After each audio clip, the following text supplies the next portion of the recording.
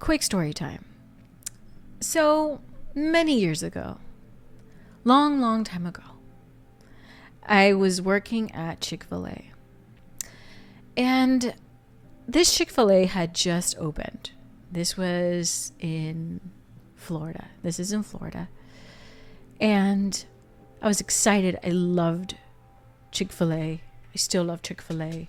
Their lemonade gives me a headache though. So I always got to ask for extra ice and half a cup of water because I cannot handle it. I'll get a migraine. Anyways, so I remember that when Chick-fil-A first came out, they were super conservative and, very religious based. And I had experienced something really interesting because in the wake of this whole woke thing, I see the kind of radicalism that's happening, and I get it. I feel like the radicalism comes from, different sides of people or small minorities of people that weren't able to express themselves the way they wanted. So now they're kind of going crazy. They're going gung-ho. And though it may not be right, I understand that, when there's something that is extreme on one end, people tend to then go extreme on the other. Okay. But anyways, this is back in the day.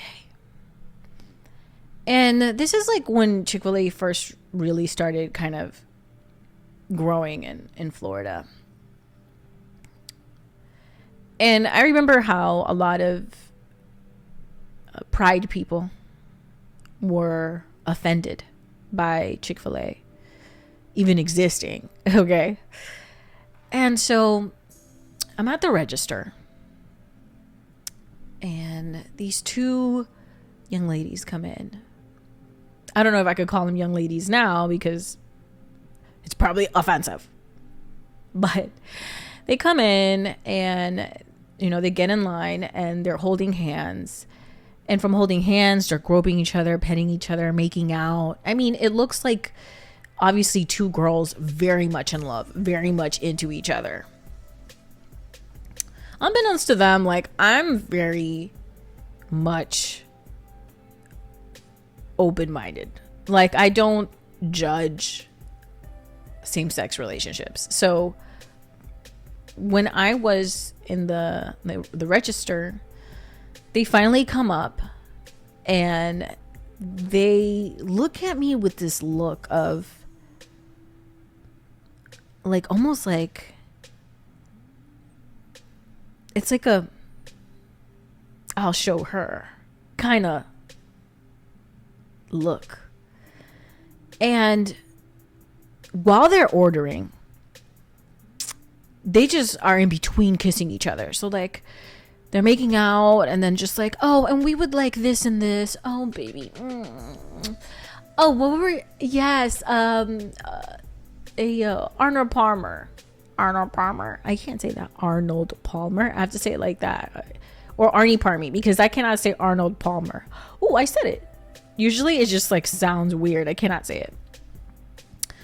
And then they make out again, and now the people behind them are kind of looking at them and kind of a little bit, I won't say uncomfortable, but they were trying to avoid looking. So I guess uncomfortable. They were just okay, And I think they really wanted me to say something. Kind of hey, stop doing that. But like I said, I don't judge same-sex couples. I just don't. It's not my business. And I wouldn't say I'm bisexual, but would I date a woman seriously if she was perfect for me? Yeah, sure. Whatever. So I just take their order. Yeah. Take their order. Yeah, great. You want this? Great. What kind of sauces you want? Great. And then that romantic vibe and that kind of stern look they had on their face, or that I'll show you look on their face, turned into like a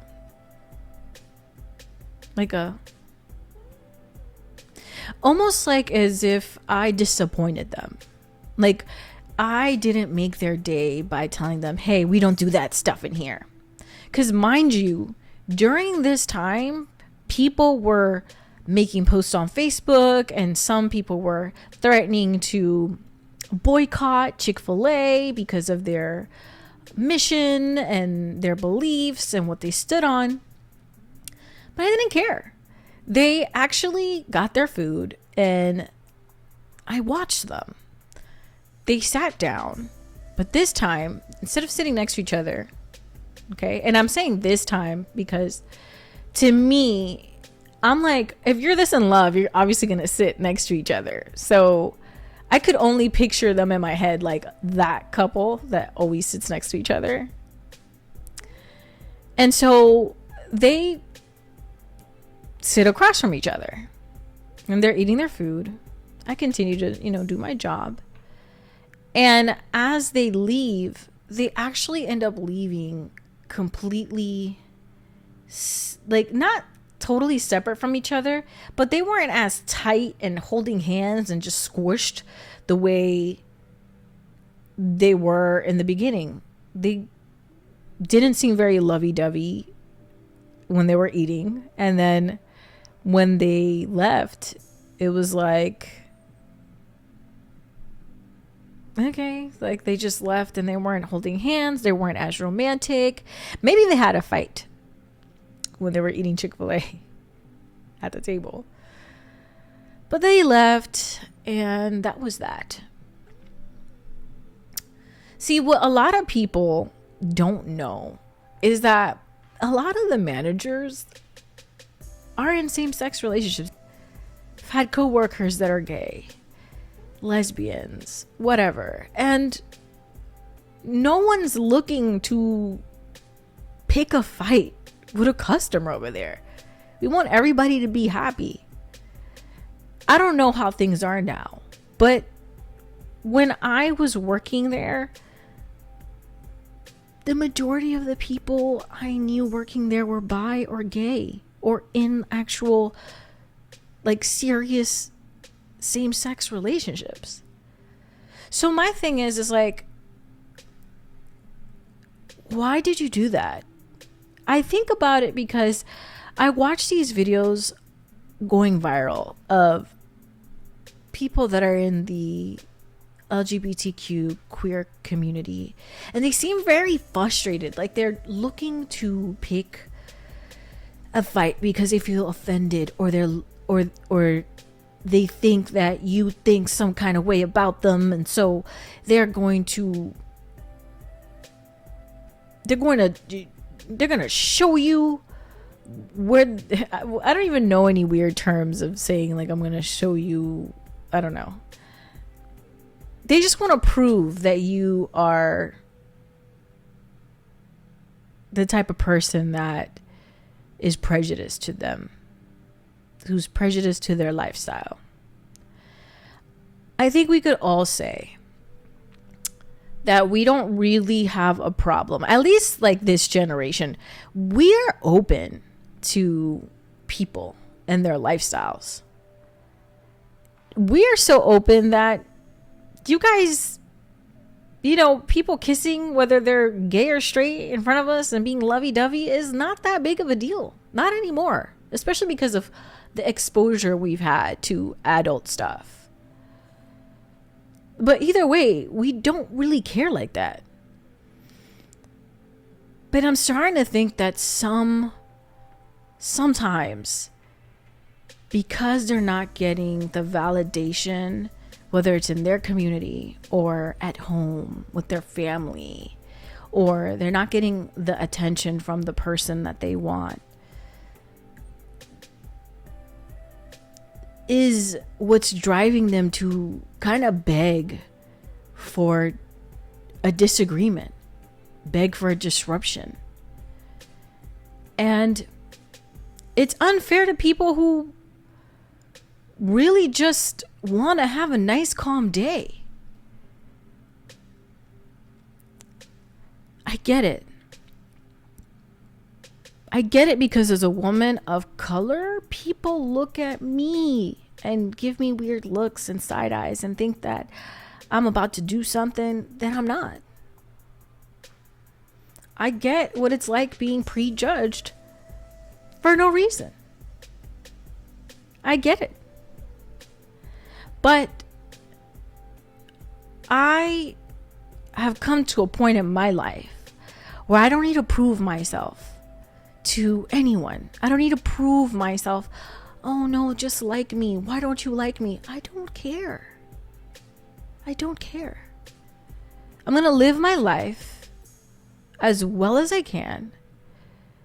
And whether you respect it or not, it's not my problem. And I'm not going to be doing things over the top or under the top to get a rise or a reaction out of anyone. That's just me.